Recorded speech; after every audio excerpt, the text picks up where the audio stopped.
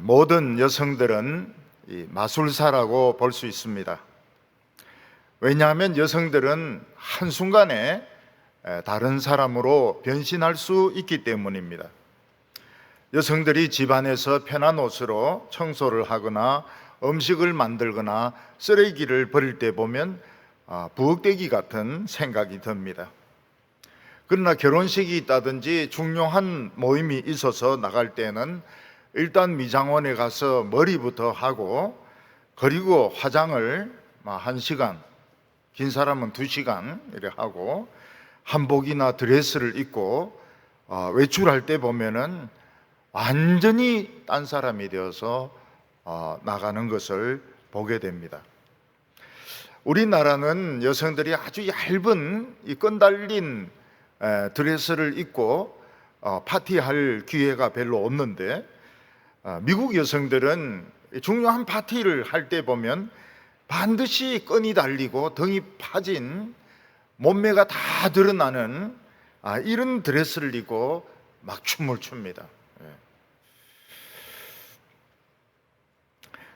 우리가 이 오케스트라를 보면 한 번씩 이 연주회를 하는 것을 보면 오케스트라는 까만 드레스나 까만 바지로 색깔을 통일하지만 이 솔로로 노래 부르는 분들은 또 멋진 그 연주복을 입고 노래를 부릅니다.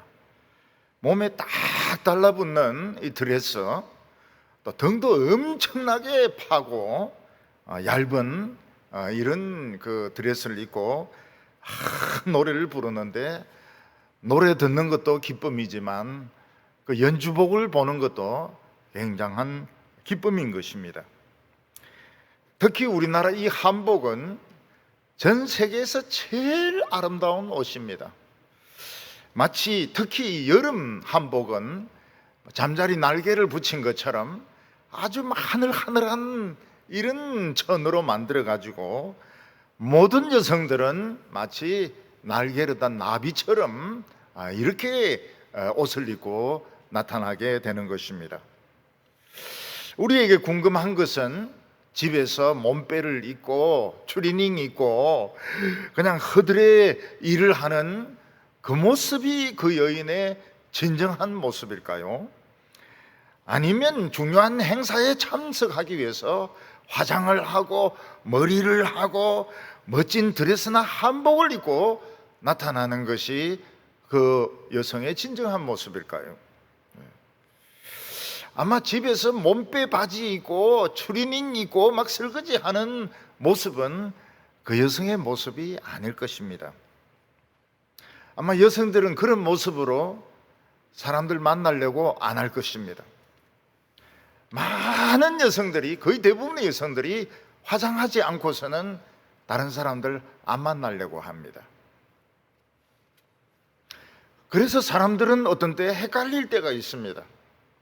늘 교회 올 때 예쁘게 화장하고 정장을 입고 이렇게 오다가 집에 신방 가니까 막 몸빼 입고 화장도 안 하고 머리도 막 헝클어져 있는데 이 사람이 우리 교인인가 아닌가 헷갈릴 때가 있는 것입니다.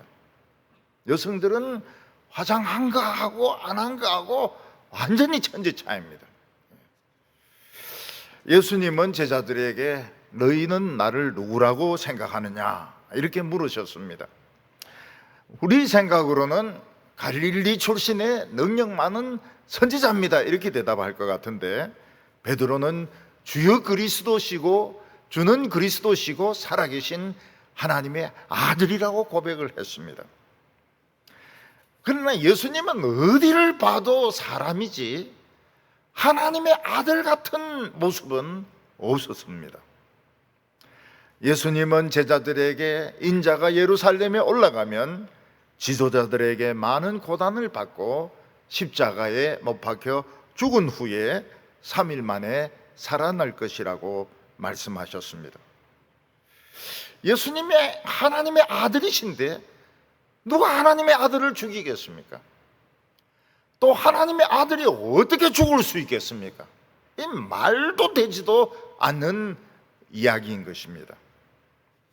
그래서 베드로는 예수님 절대로 죽을 수 없습니다, 그런 일은 있을 수가 없습니다. 이러니까 예수님께서 사탄아 물러가라, 너는 하나님의 일은 생각하지 않고 사람의 일만 생각하는도다. 그래가지고 막 베드로가 책망을 받기도 했습니다.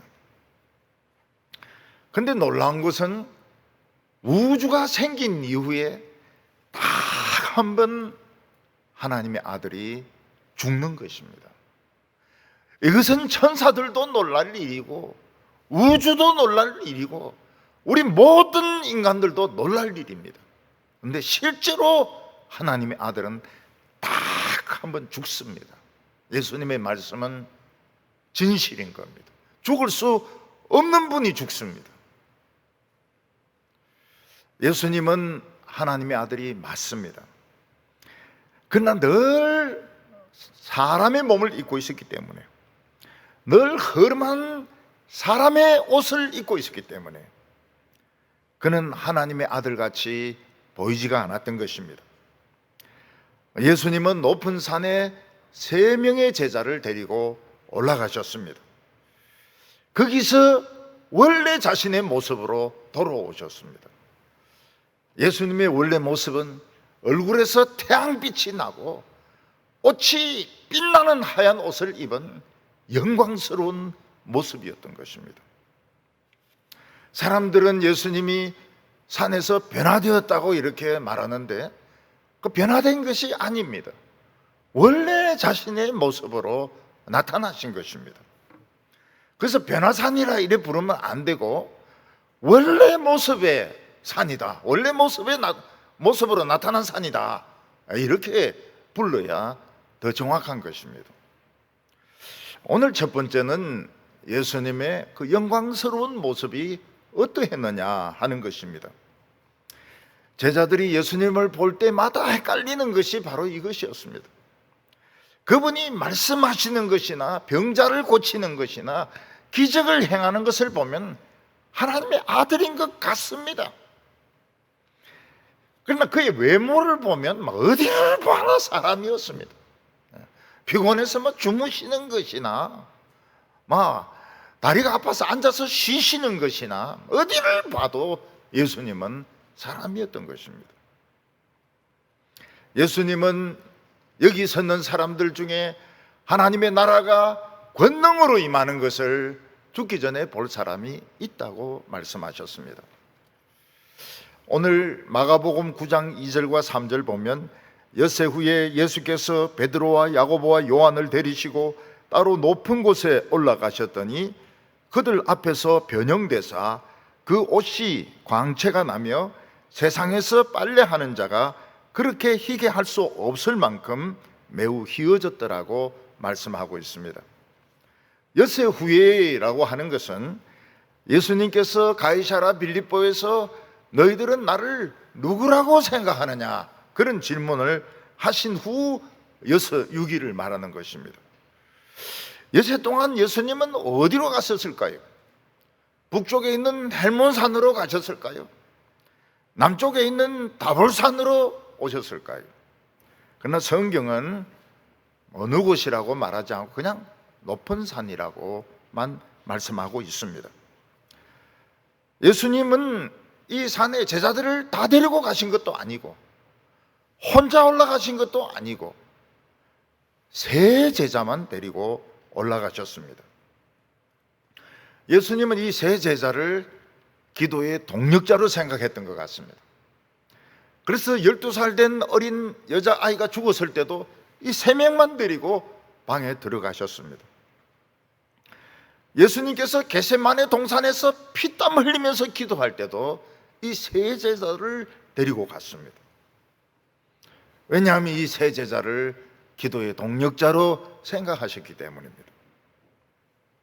우리 생각으로는 많은 사람들이 올라가서 막 통성으로 기도하면, 할렐루야 하면서 통성으로 기도하면 하나님이 더 잘 들으실 것 같은데 12제자와 70명의 제자들 막 다 데리고 올라가서 우리 한번 할렐루야 합시다, 할렐루야 이러면 하나님 더 잘 들으실 것 같은데 예수님은 그렇게 하지 않고 베드로와 야고보, 요한 3명만 데리고 산에 올라가셨습니다. 예수님은 제자들에게 본인이 예루살렘에 올라가시면 종교 지도자들에게 핍박을 받고, 많은 핍박을 받고 십자가에 못 박혔다가 사흘 만에 살아날 것이라고 말씀하셨습니다. 근데 그렇게 하는데 하나님의 능력이 필요했습니다. 하나님의 힘이 필요했습니다. 왜냐하면 예수님은 얼마든지 안 죽을 수 있었기 때문입니다. 대제사장이 내가 하나님의 아들이냐? 그 대답만 안 하면 됩니다. 대답만 안 하면 죽일 수가 없습니다. 로마 총독이 내가 유대인의 왕이냐 할 때 대답만 안 하면 됩니다. 그냥 가만히 있기만 하면 십자가에 못 박힐 수가 없습니다. 그뿐만 아니라 예수님을 구출하기 위해서 천사들 12부대가 대기 상태 가운데 있었습니다. 출동하라! 그럼 바로 출동해서 예수님을 건져올 천사들의 부대가 12부대나 대기하고 있었던 것입니다. 그러나 예수님은 자신이 죽어야 우리가 산다는 것을 아셨습니다. 그래서 예수님은 자신이 비급해지지 않도록, 십자가를 보고 도망치지 않도록, 그렇게 두들겨 맞으면서도 예수님은 원망하지 않도록, 예수님은 자기를 조롱하는 사람들을 욕하고 저주하지 않도록 하나님의 도움을 구했습니다. 하나님, 저는 하나님의 도움이 필요합니다. 더 죽게 해주십시오. 철저하게 죽게 해주십시오. 모든 자존심 다 버리게 해주십시오. 그런 기도를 하기 위해서 높은 산에 올라가셨던 것입니다. 그런데 예수님은 12제자 다 데리고 올라가면 참 좋을 텐데 예수님은 3제자만 데리고 갔습니다. 왜냐하면 12제자가 모이면 싸웁니다. 모이면 싸워요.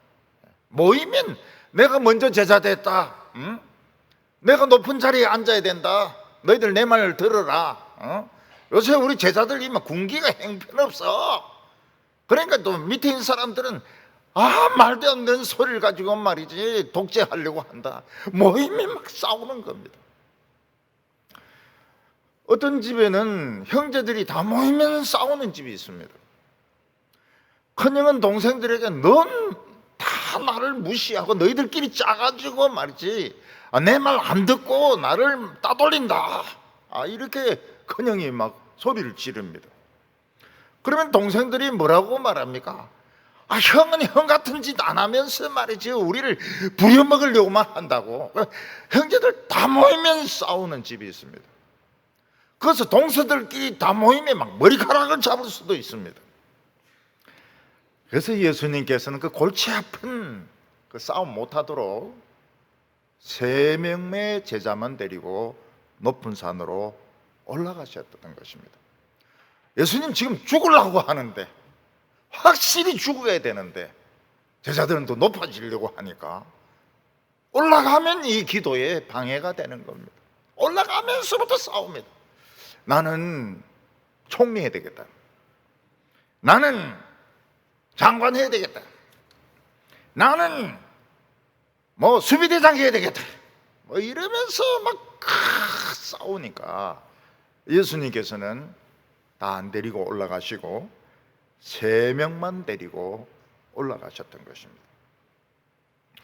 예수님은 기도하는 중에 하나님 제 죽게 해주십시오, 비급해지지 않게 해주십시오, 아무런 고통이 와도 참을 수 있게 해주십시오, 그런 기도를 하는데 하나님께서는 기도가 응답되었다는 표시로, 하나님이 예수님의 기도를 다 들었다는 표시로 예수님을 원래의 영광스러운 모습으로 변화시켰던 것입니다.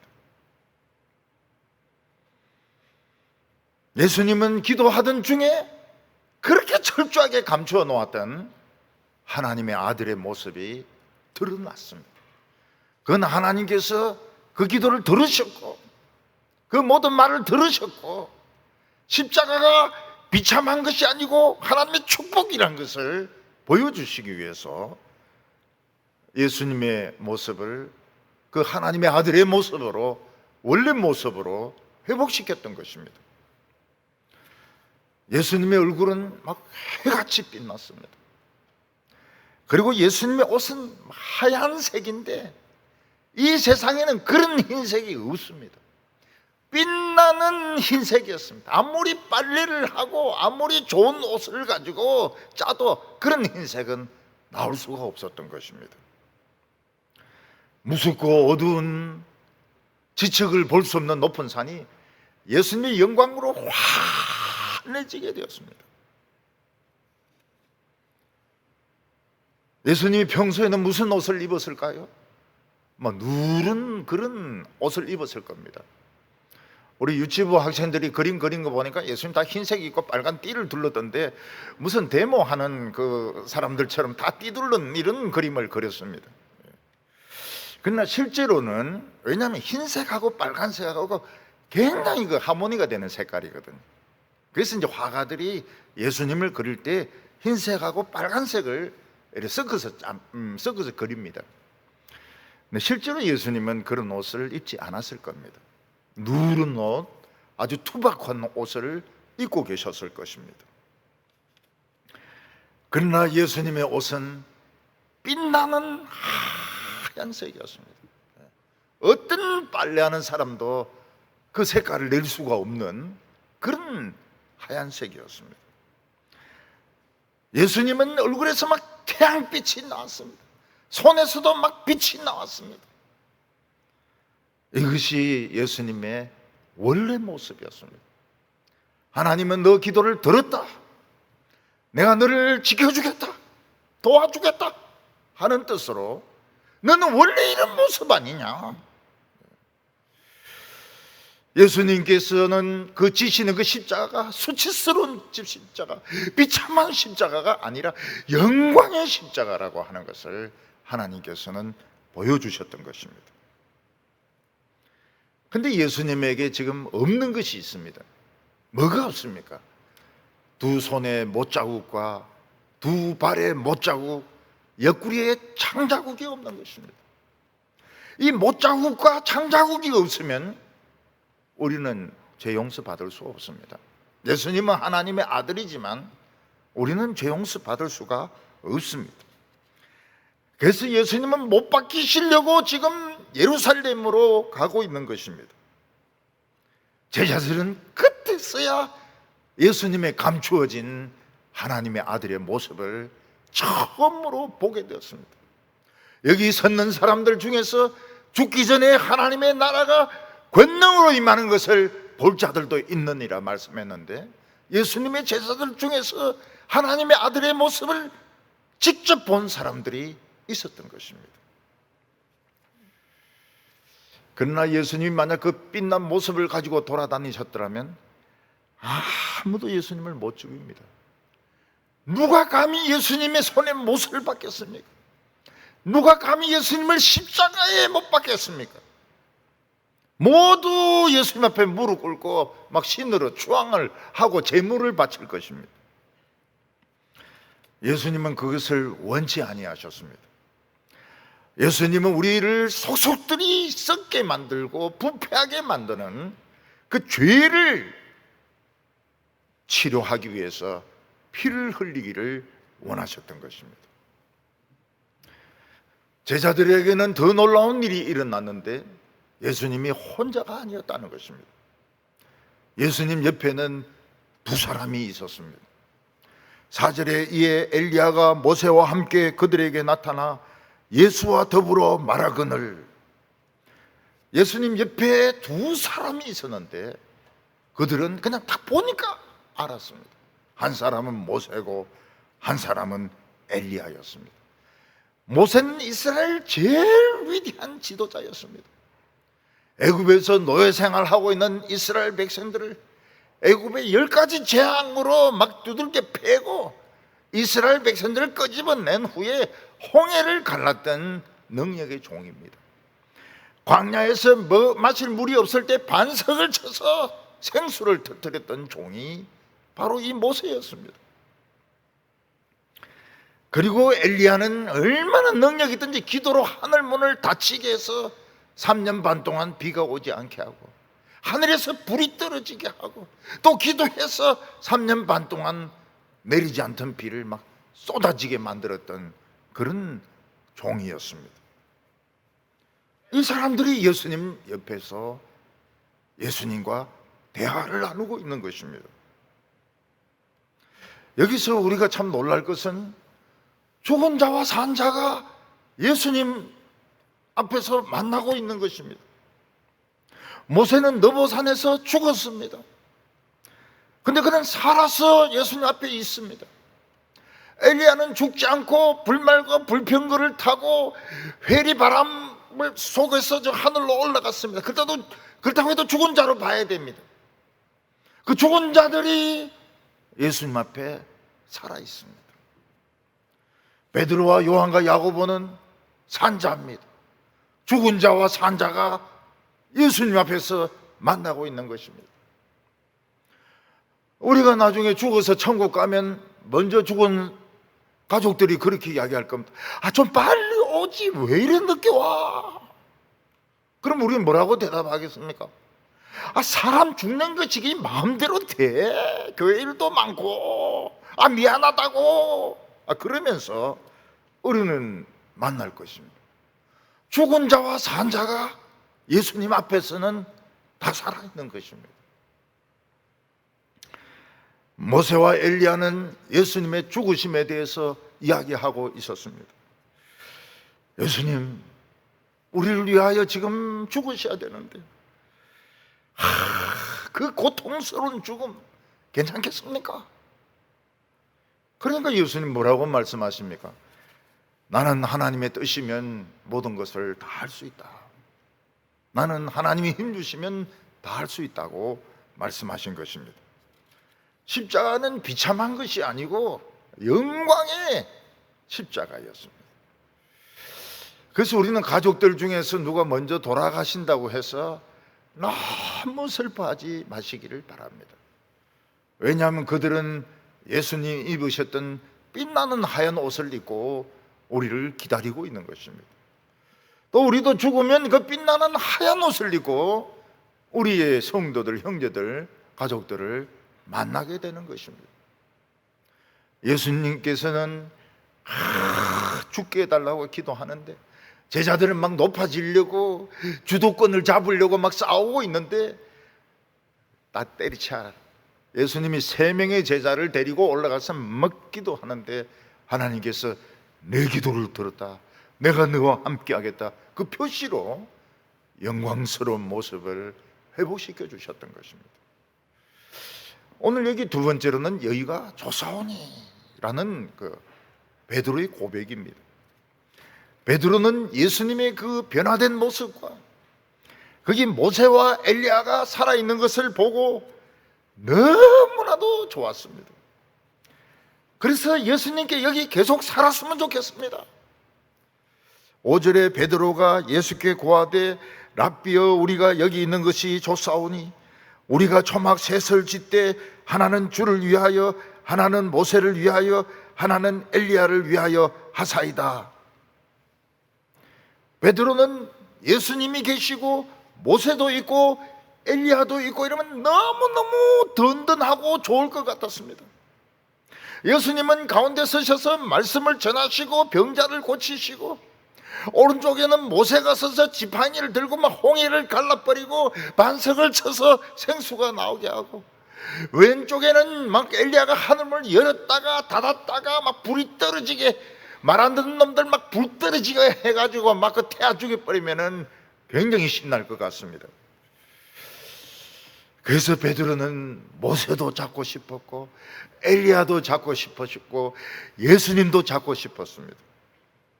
그래서 베드로는 랍비여 여기가 좋습니다. 초막 셋을 지어서 하나는 주님이 사시고 하나는 모세가 살고 하나는 엘리야가 살았으면 좋겠습니다. 예수님이 계시고 모세가 있고 엘리야가 있는데 누가 건드리겠습니까? 어느 세상의 정치인이 건드리겠으며 어떤 나라가 건드리겠습니까? 올라오기만 하면 엘리야가 막 불로 다 태워 죽여버릴 것입니다. 모세가 막 지팡이로 그냥 재앙을 내릴 것입니다. 메뚜기 재앙, 우박 재앙, 막 흑암의 재앙을 내릴 것입니다. 예수님들은 그 올라오는 병자들을 다 고쳐주실 것입니다. 세 분이 계시면 얼마나 좋습니까? 그래서 여기 초막셋을 짓때 여기서 살았으면 좋겠습니다 하는 뜻을 좀 쉬운 말로 표현하면 그냥 지금 최고입니다. 이 순간보다 더 좋은 순간은 있을 수가 없습니다. 예수님 이 순간이 영원히 계속되게 해 주십시오. 그런 이야기를 하고 있는 것입니다. 우리도 그럴 때가 있습니다. 무슨 막 큰 상을, 올림픽 금메달이나 노벨상이나 이런 걸 많은 사람들 앞에서 봤는데 수많은 사람들이 막 박수를 치고 카메라로 찍고 막 상금을 주고 막 이러면 그 순간보다 더 좋은 순간은 없을 것입니다. 그냥 계속되고 싶어요. 그 순간이 박수도 계속이 되고 거기서 내려오기가 시상대에서 내려오기가 싫을 것입니다. 여기서 그냥 영원히 살았으면 좋겠다 싶을 것이고 여기서 이제 더 살 필요가 없는 거예요. 그래서 어떤 사람은 그냥 막 여기서 죽었으면 좋겠다 이렇게 말하는 사람도 있는 것입니다. 저희 교회에 아주 오래전에 돌아가신 권사님이 계셨습니다. 그때 한번 금요일날 성찬식을 한 적이 있었습니다. 근데 이분이 성찬을 딱 잡는데 성령이 임하는 거예요. 이분이 너무 좋으니까 무슨 기도를 드렸는가 하면 하나님 지금 이 성찬 받고 죽게 해 주십시오. 그런 기도를 드렸습니다. 근데 그분은 죽지 않고 중풍이 왔습니다. 그래서 한 1년 정도 고생하다가 돌아가셨어요. 근데 이분은 그 돌아가시는 그 순간까지 성령이 임했던 그 때를 잊지를 못하는 겁니다. 나 그만 살랍니다. 지금이 너무 좋습니다. 주여 그냥 여기서 데리고 가주십시오. 근데 1년 정도 사시다가 돌아가셨습니다. 더 놀라운 것은 하나님의 육성이 들리는 것입니다.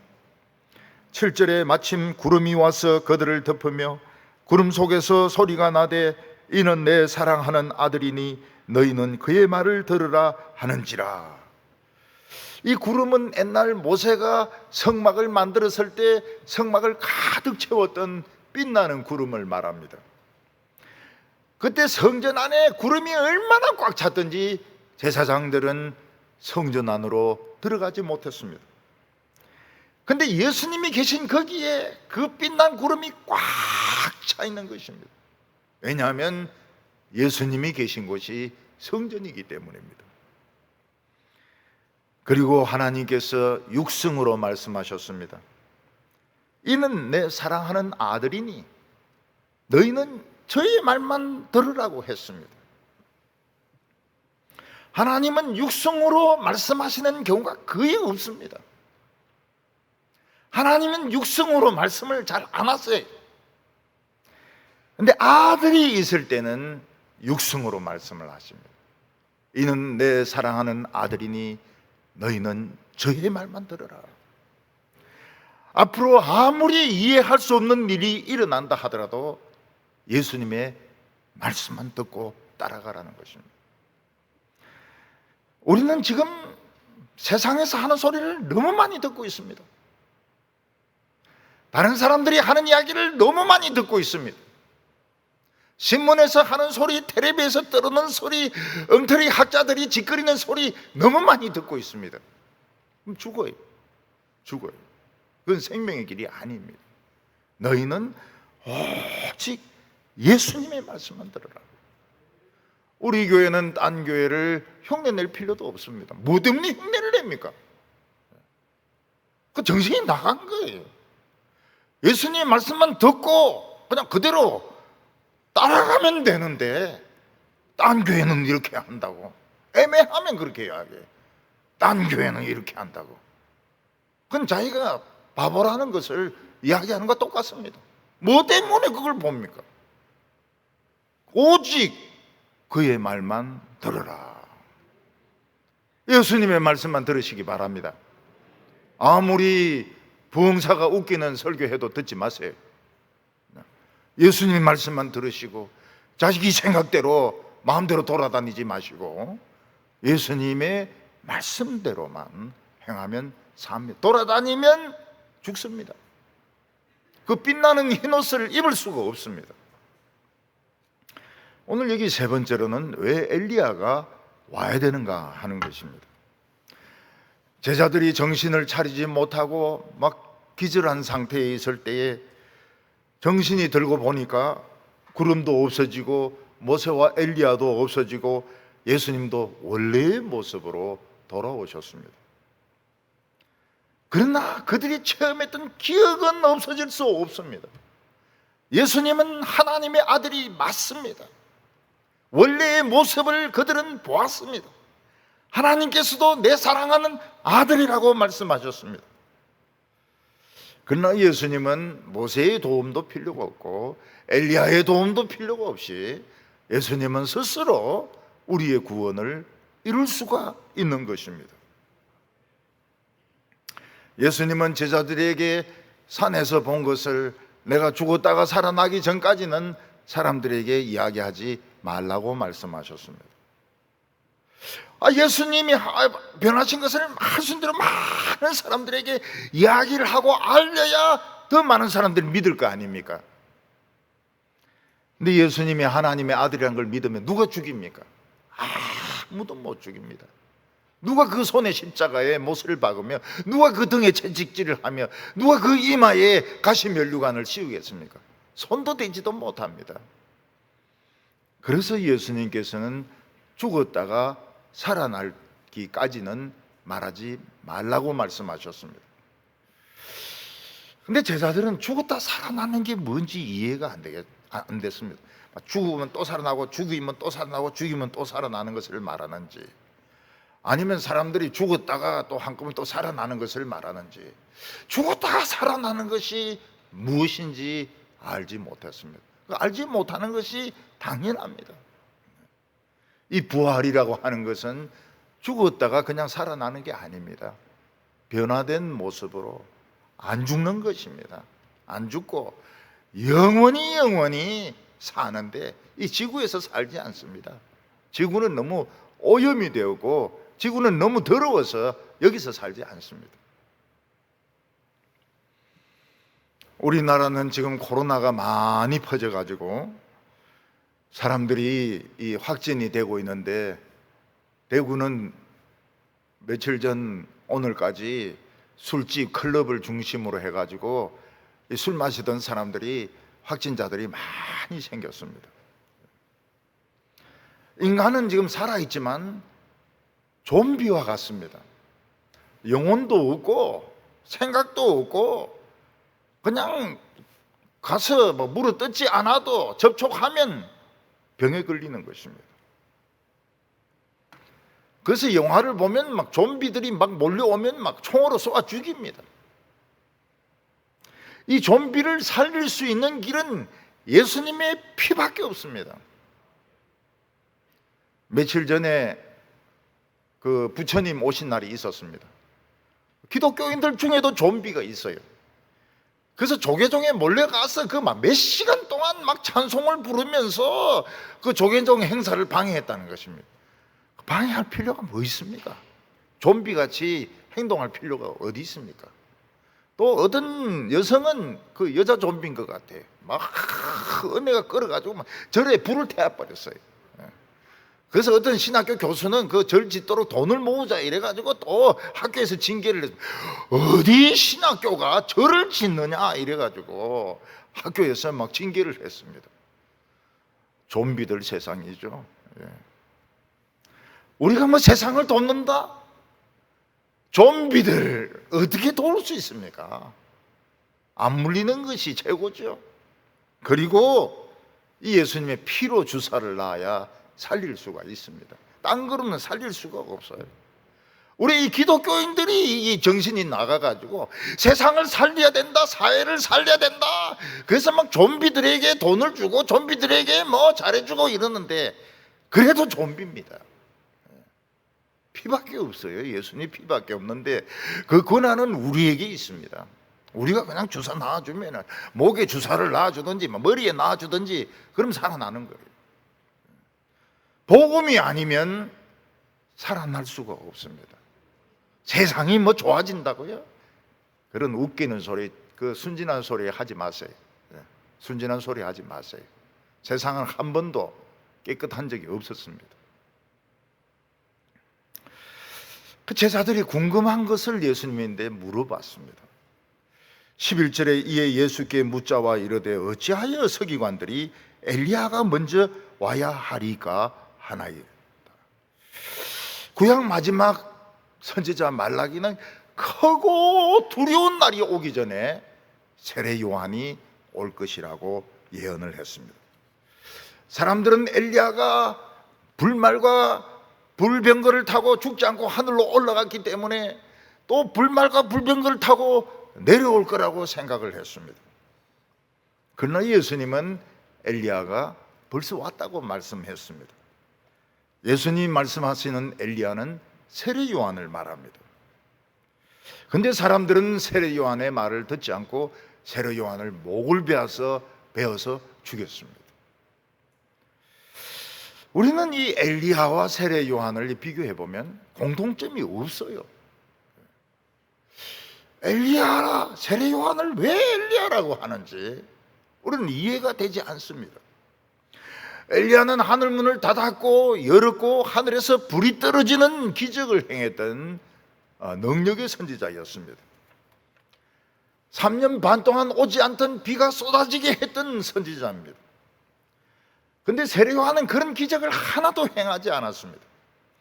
그는 사람들에게 광야에 외치는 소리로 하나님의 말씀을 전했고 회개하는 자는 요단강에서 세례를 주었습니다. 그는 바리새인과 서기관들의 이 독사의 자식들아 심판을 받을 거라고 말씀을 했습니다. 그런데 예수님께서 엘리야와 세례 요한을 비교한 것은 그 불이 떨어지고 하늘문이 열리고 닫히는 그 기적과 이 말씀의 파워가 비슷하다는 겁니다. 하나님의 말씀이 더 강력하다는 겁니다. 세례 요한은 엘리야의 심정을 가지고 사람들 마음속에 파고 들어가서 그들을 예수님께로 돌아오도록 만들기 때문에 엘리야가 되는 것입니다. 그리고 엘리야 뒤에는 바로 하나님의 아들입니다. 딴 선지자가 없습니다. 엘리야가 오면 하나님의 아들, 어떻게 생겼든 하나님의 아들입니다. 예수님께서는 이 위대한 십자가에서, 이 영광된 십자가에서 피를 흘리시면서 우리의 죄를 씻으시고 좀비와 같이 살아가는 우리들에게 새 생명을 주셨습니다. 오늘도 우리가 사람들에게 줄 수 있는 것은 피입니다. 피. 예수님의 피를 줘야 이 좀비들이 살아납니다. 이 미친 인간들이 살아난 인간이 될 수 있는 것입니다.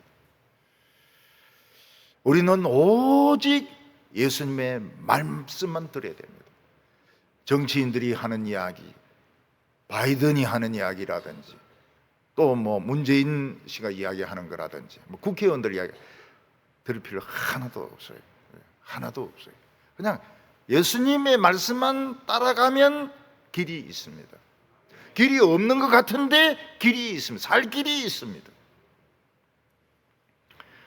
베드로는 나중에 베드로 후서에서 말하기를 우리는 예수님의 그 변화된 영광을 친히 받지 않았냐?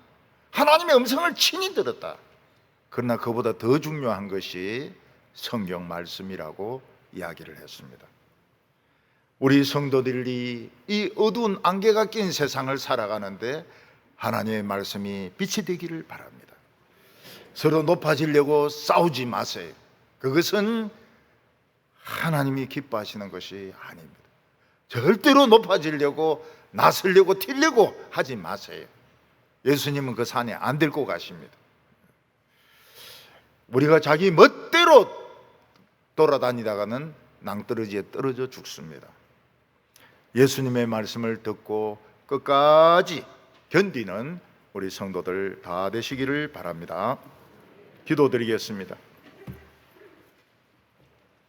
거룩하신 하나님 아버지, 오늘 저희들에게 하늘의 영광을 보여주시옵소서. 오늘 저희들에게 예수님의 피 묻은 그 옷을 보여주시고 못에 찔린 손과 발을 보여주시기를 원합니다. 우리가 그 피를 몸에 바르게 하여 주시고 가슴에 바르게 하여 주셔서 상한 가슴이 치료되고 병든 몸이 치료되게 하여 주시옵소서. 예수님의 말씀만 듣게 하여 주시고 일체 인간의 말은 듣지 말게 하여 주시옵소서. 예수님의 이름으로 기도하옵나이다.